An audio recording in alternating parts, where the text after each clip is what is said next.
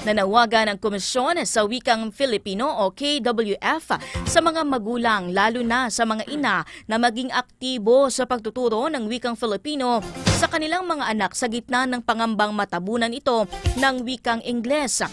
Ayon kay KWF Chairperson Marites Barrios Taran, nakaalarma ang pagbaba ng kasanayan ng mga bata sa pagsasalita ng Filipino batay sa mga ulat mula sa mga magulang na hirap na mag-Filipino ang kanilang mga anak.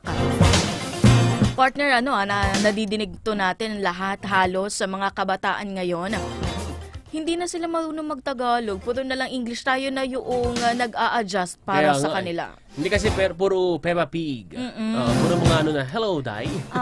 Puro Teacher Rachel na, di ba? Mahirap maganda ibalik naman. Partner yung mga dati natin nakasanayan, yung mga Archangel. Tama, yan yung mga dapat natin pinapanood. Batibot, naabutan mo Batibot? Tama. Naku ha, kailangan... Hindi na naabutan yung Batibot eh. Huy, seryoso ba? Ako naabutan ko yun. Pero meron din naman na mga English na cartoon characters sa tinatagalog, pinapalabas ito sa Pilipinas. Ang nakakalungkot kasi, partner, ang gagaling na sa Ingles ha. Pero pagdating sa eskwelahan, lagpak sila sa Filipino, yun ang nakakalungkot doon. Naku, mahirap yan ha.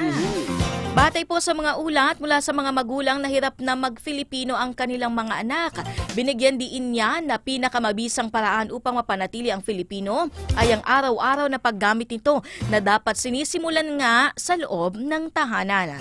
Iminungkahi niya na gawing pangunahing wika sa bahay ang Filipino o iba pang katutubong wika at simulan sa maliliit na hakbang tulad ng pagsagot ng magandang umaga sa halip na good morning.